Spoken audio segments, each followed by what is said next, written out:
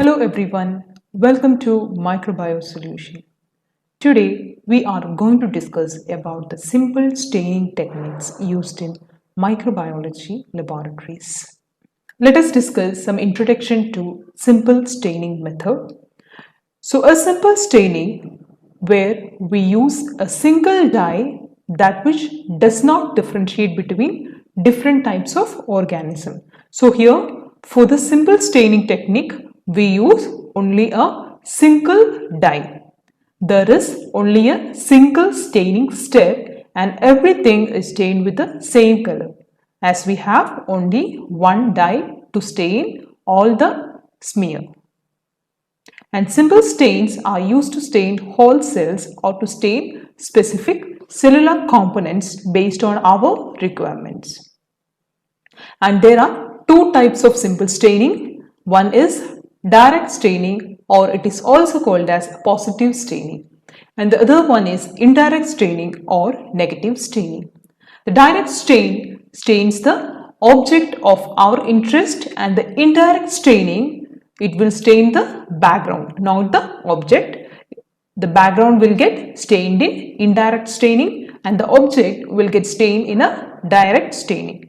As we know, bacteria have a slight negative charge, and in this picture you can see, consider this as a bacteria with a negative charge, and you are putting your dye for simple staining onto this bacterial smear which has got negative charge. So you can put two types of dyes.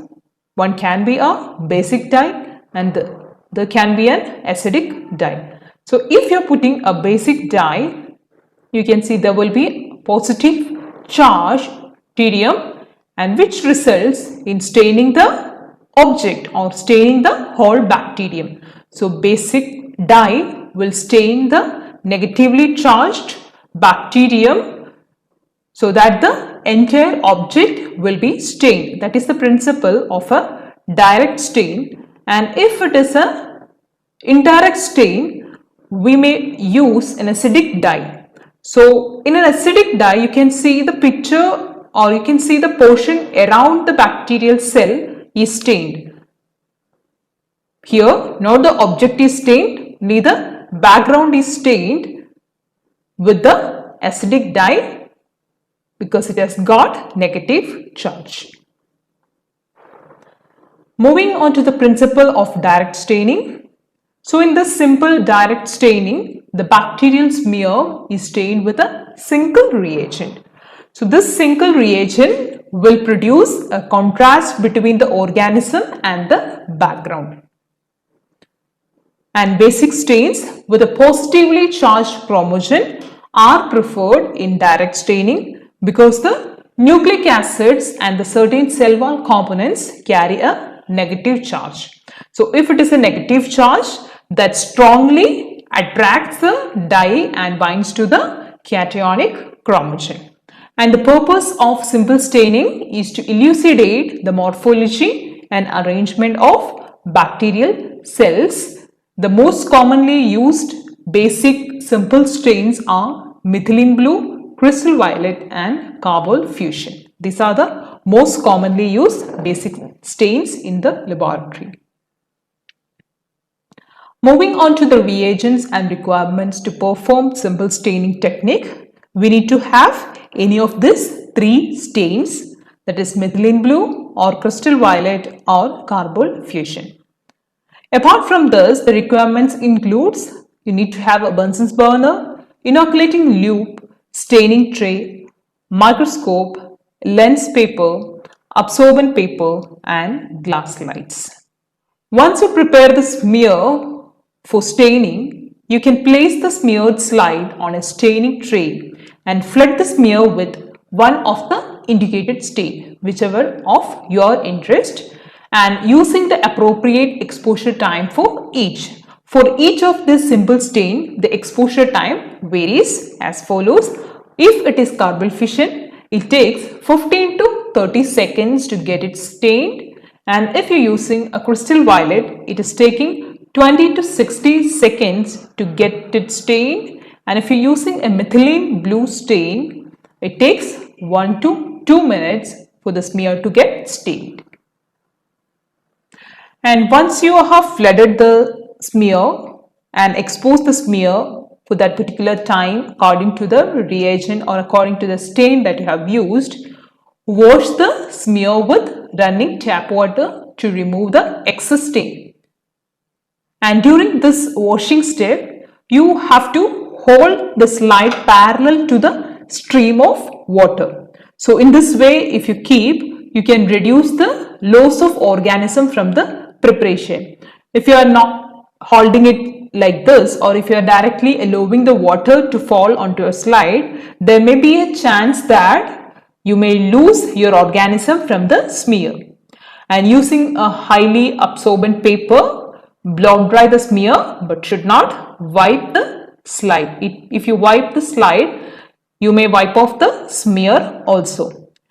And after the smear is dried, you can examine all the stained slides under oil immersion objective of a light microscope. And the interpretation would be, if it is a bacilli, it will be a rod shaped structure, stains purple, and if it is a spirilla species, it will be stained as spiral shaped bacteria, stains purple, and if it is a cocci, it will be spherical shaped or round in structure and it will stain as purple in color.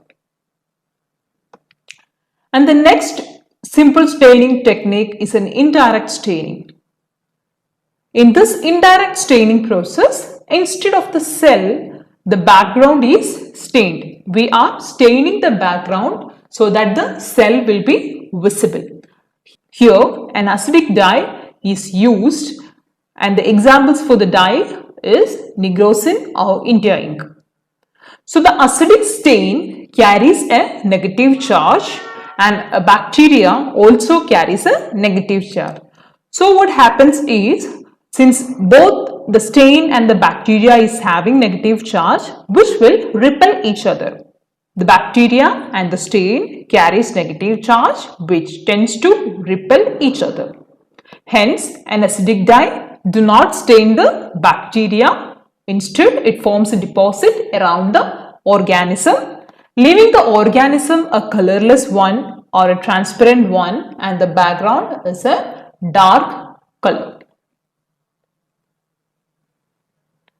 And the principle of negative staining or indirect staining, which requires the use of an acidic stain such as India ink or nigrosin. So the acidic stain, which is negatively charged, will not penetrate the cell because of the negative charge on the surface of bacteria. So you have one side, you have your acidic stain which is negatively charged, and the other side you have your bacteria which is also negative charged. What happens if two negative charges comes together, which will repel each other, so that the acidic stain won't be taken up by the bacterium, but it will be deposited around the bacterium, so that you will be visualizing the background as colored. Therefore, the unstained cells are easily discernible against the colored background.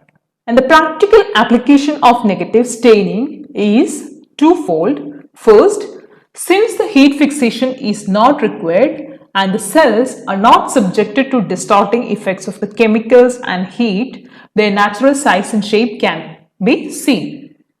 Since heat fixation is not required, and we are not using much chemicals, the natural size and shape of the bacteria won't be affected when we are doing a negative staining. Secondarily, it is possible to observe the bacteria that are difficult to stain. There are some spirochetes which are difficult to get it stained by normal staining. In such cases, you can make use of this negative staining, which will help you in observing the bacteria with this negative simple staining. The example for the spirochete is a spirilla. And because of the heat fixation, which is not done during the staining process, keep in mind that the organisms are not killed and the slide should be handled with care whenever you are doing the negative staining. Reagents and equipments used in performing this negative stains includes the stain, that is nigrosin or India ink, saline, Bunsen's burner, inoculating loop, staining tray, glass slides, and of course a microscope. So in order to perform this procedure, first you need to place a small drop of saline close to a clean slide. To make sure that, take a clean grease-free glass slide and place a drop of saline towards the center of the slide, and using aseptic technique, place a loop full of inoculum of the bacterial culture or fungal culture, whatever you want to do it, to keep a loop full of the inoculum in the drop of saline.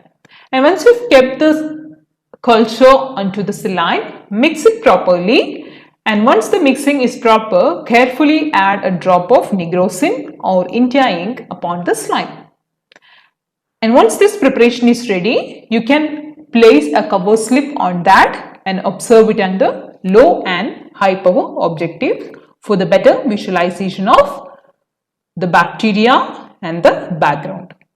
This is how you will interpret the report of a negative staining. You can see here the background is stained dark, and this is a picture of Cryptococcus neoformans.